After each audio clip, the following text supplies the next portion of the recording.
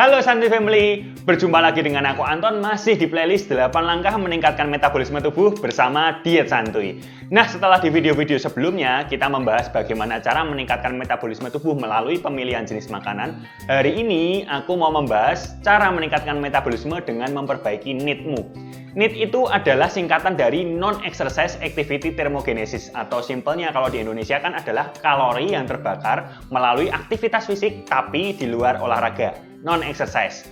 Nah, banyak orang menyalahkan kalau metabolisme tubuhnya itu lambat.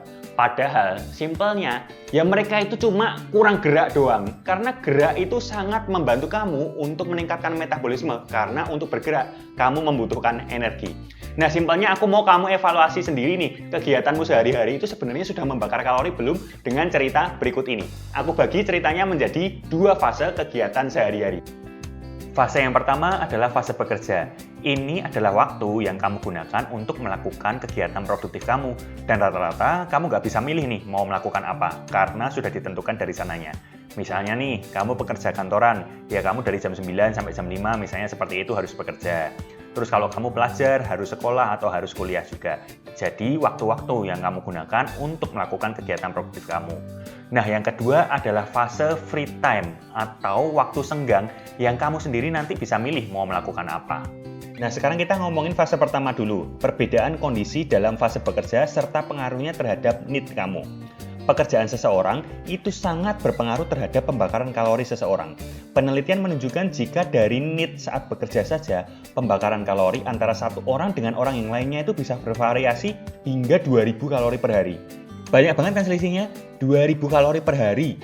Kalau kamu punya NEAT 2000 kalori per hari, bisa aja kamu makan 2-3 kali lipat yang kamu makan sekarang dan tetap nggak akan gemuk. Karena ini 2000 kalori baru dari NEAT aja loh. Belum ditambah BMR, belum ditambah dynamic effect of food, belum ditambah aktivitas dari olahraga. Nah, selisihnya sebanyak itu berasal dari mana? Ya di jenis aktivitas yang dilakukan ketika bekerja. Ini aku sampaikan perbandingan sederhana pembakaran kalori berdasarkan pekerjaannya saat jam kerja.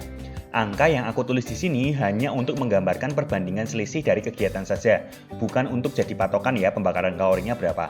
Karena kalori yang terbakar tentunya tergantung dari banyak hal, seperti berat badan kamu berapa, usia kamu berapa, jenis kelamin kamu apa, dan lain sebagainya. Harapannya untuk evaluasi kamu aja nih, pembakaran kalorimu itu dari kegiatanmu sehari-hari sudah oke atau belum. Nah, begini perbandingannya. Orang yang chairbound atau hanya di kursi saja tidak bisa apa-apa, mungkin karena sakit atau disabilitas, itu hanya membakar sekitar 300 kalori saat jam kerja. Orang yang pekerjaannya duduk tapi hampir tidak bergerak, misal nih customer service yang hanya duduk dan mengangkat telepon, atau orang yang kerjanya full ngetik aja seperti penulis buku misalnya, programmer, graphic designer, atau supir taksi yang seharian duduk, itu saat jam kerja membakar sekitar 700 kalori. Orang yang pekerjaannya duduk tapi ada keperluan untuk bergerak, misalnya resepsionis yang kalau ada tamu datang harus berdiri dan mengantar tamu, atau bagian kasir yang setiap ada pembeli datang harus menyiapkan kembalian dan memberikannya kepada pelanggan. Itu bisa membakar hingga 1000 kalori selama jam kerja. Orang yang pekerjaannya seringkali berdiri dan berjalan seperti pembantu rumah tangga, waitress restoran yang ramai, itu bisa membakar hingga 1400 kalori ketika jam kerja. Dan orang yang pekerjaannya berat sekali membutuhkan banyak tenaga, seperti petani, pekerja bangunan, pekerja konstruksi seperti itu ya, pengangkut barang, itu bisa hingga 2000 kalori membakar kalorinya ketika jam kerja. Asumsi deh berat badan mereka dan tinggi badan mereka, usia, jenis kelamin mereka sama semua. Nah, kalau dikasih nih, misalnya dikasih makan 2500 kalori, hasilnya gimana? Ya beda-beda. Yang pekerjaannya duduk doang, nggak banyak gerak, bisa aja dikasih makan segitu tambah gendut. Dan yang pekerjaannya kayak petani, dikasih 2500 kalori per hari, ya bisa aja tambah kurus, kurang-kurang energinya. Disinilah pengaruh pekerjaan seseorang terhadap berat badan mereka. Kita telusuri lagi contoh perbandingan pembakaran kalori dari kegiatan-kegiatan basic sebagai manusia. Angka yang aku tulis di sini hanya untuk menggambarkan perbandingan selisih dari kegiatan aja. Sekali lagi bukan untuk menjadi patokan pembakaran kalori, karena sekali lagi tergantung banyak hal. Nah, ini begini perbandingannya. Rebahan itu membakar 78 kalori per jam. Duduk dan nggak banyak gerak itu membakar 84 kalori per jam. Berdiri dan nggak banyak gerak itu membakar 87 kalori per jam. Duduk sambil bergerak itu membakar 116 kalori per jam. Berdiri sambil bergerak itu membakar 147 kalori per jam, dan berjalan kaki itu bisa membakar 196 kalori sampai 300 kalori per jam, tergantung kecepatannya. Kelihatan kan? Makin banyak kamu bergerak, makin banyak juga kalori yang terbakar. Bahkan duduk diam dibandingkan dengan duduk yang banyak geraknya, itu pembakaran kalorinya cukup signifikan perbedaannya. Padahal gerakan-gerakan yang disampaikan di penelitian tersebut itu hanya berupa fidgeting aja. Fidgeting itu misalnya kamu kayak kakinya tiba-tiba gerak-gerak sendiri spontan gitu ya. Tangannya gerak-gerak ketuk-ketuk meja. Jadi bukan gerakan yang berat, hanya gerakan yang spontan aja. Tapi pembakaran kalorinya selisihnya sudah lumayan. Apalagi kalau dalam melakukan kegiatan-kegiatan yang aku tulis tadi, kamu lengkapi dengan kegiatan-kegiatan yang cukup berat seperti mengangkat barang, mendorong, menarik sesuatu, dan lain sebagainya yang membutuhkan banyak effort lagi. Nah, sekarang aku mau tanya dulu ke kamu nih, pekerjaanmu termasuk yang mana kira-kira? Duduk doang, duduk banyak gerak, banyak berdirinya, atau melakukan pekerjaan berat malah? Coba tulis di komen ya, biar nyadar dulu sama aktivitas fisik di kerjaanmu masing-masing. Jadi sebenarnya sebelum kamu menyalahkan metabolisme lambat, coba di cross check dulu aktivitasmu itu sudah membakar banyak kalori atau belum. Dan ngomong ini nggak berhenti ketika jam kerja saja, masih ada fase selanjutnya, yakni fase waktu senggang kamu atau free time kamu. Apa yang kamu lakukan di luar keharusanmu untuk bekerja. Kamu kan bisa memilih tuh mau melakukan apa. Nah, free time-mu itu ngapain sih? Ada penelitian menarik di mana 10 orang obesitas dan 10 orang yang lean. Lean itu artinya kadar lemak di tubuhnya rendah gitu ya. Yang keduanya sama-sama nggak pernah atau jarang olahraga dan juga punya pekerjaan yang mirip-mirip. Tapi kok bisa kadar lemak di tubuhnya berbeda? Nah, yang dicek bukan pola makannya, tapi dicek nih aktivitas sehari-harinya, kebiasaan hidupnya. Jadi tubuh mereka itu dipasangin sensor nih, dan sensornya itu akan mengecek postur tubuhnya sehari-hari bagaimana dan kegiatannya sehari-hari ngapain aja selama 10 hari.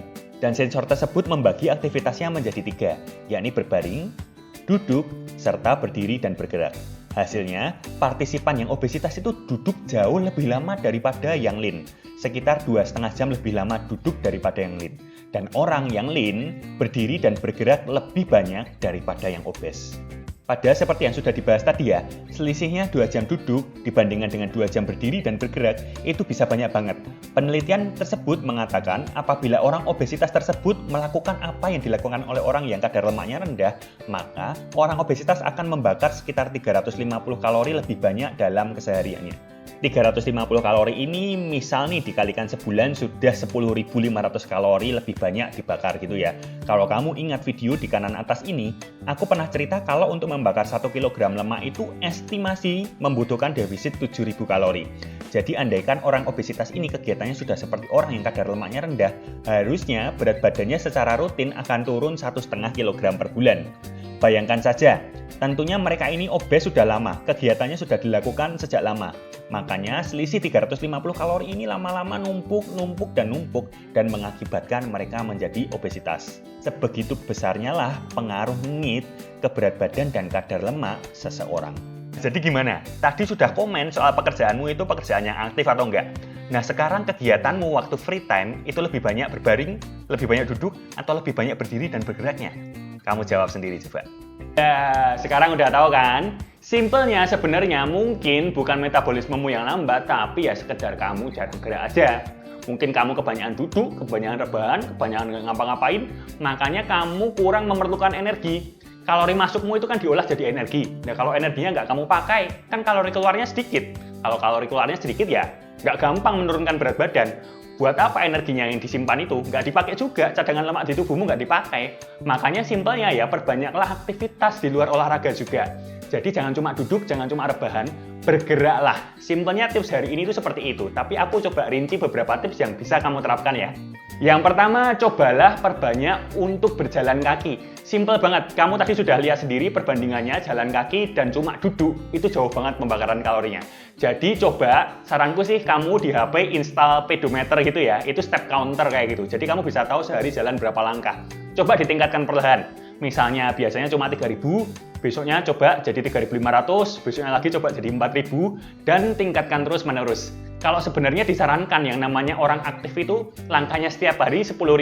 Aku pribadi untuk mencapai 10.000 pun nggak gampang kayak gitu ya. Tapi paling nggak kalau kamu bisa 7.000 ke atas, itu sudah oke. Tips yang kedua, memang sekarang ini makin banyak kerjaan yang duduk di depan laptop doang kayak gitu ya, megang HP doang. Apalagi sekarang work from home kayak gitu kan, aku pribadi juga kebanyakan duduk dan kebanyakan rebahan juga. Nah, solusinya aku sendiri menerapkan yang namanya Pomodoro Technique. Pomodoro Technique itu kamu kerja fokus 25 menit, tapi 5 menitnya untuk istirahat. Nah, waktu istirahatnya bisa kamu gunakan untuk berjalan kaki, stretching sebentar, berdiri atau bergerak kayak gitu ya. Jadi nggak cuma duduk dan megang laptop terus gitu ya sepanjang masa kayak gitu ya. Jadi kamu bisa tiap 25 menit fokus, 5 menitnya untuk bergerak-bergerak ringan, jadi aktivitas fisikmu juga otomatis bertambah. Dan tips yang ketiga, ketika kamu punya waktu luang, cobalah untuk memilih aktivitas yang bergerak. Misalnya daripada nonton TV sama anak-anak, bermainlah dengan anak-anak, misalnya main bola kayak gitu ya. Atau daripada kamu cuma sekedar nonton TV sambil duduk, coba nonton TV sambil beres-beres ruang tamu. Jadi kamu lebih banyak aktivitas yang bergeraknya daripada cuma sekedar duduk dan rebahan. Tentunya kamu akan membakar kalori lebih banyak dalam kegiatan di waktu luangmu. Tips yang keempat tentunya mulai olahraga. Meskipun video ini tanpa olahraga, tapi tidak bisa dipungkiri kalau olahraga itu akan membantu meningkatkan pembakaran kalori kamu. Dan aku akan bahas olahraga yang tepat di video-video selanjutnya. Jadi jangan lupa subscribe dan juga pencet bel notifikasi supaya kamu tahu besok sebenarnya olahraga yang tepat untuk meningkatkan metabolisme itu olahraga yang seperti apa. Jadi jangan lupa ya, sekali lagi subscribe dan juga pencet bel notifikasinya. Tolong like jika video ini berguna dan tulis komen di bawah kalau ada pertanyaan. Kita berjumpa lagi di video selanjutnya.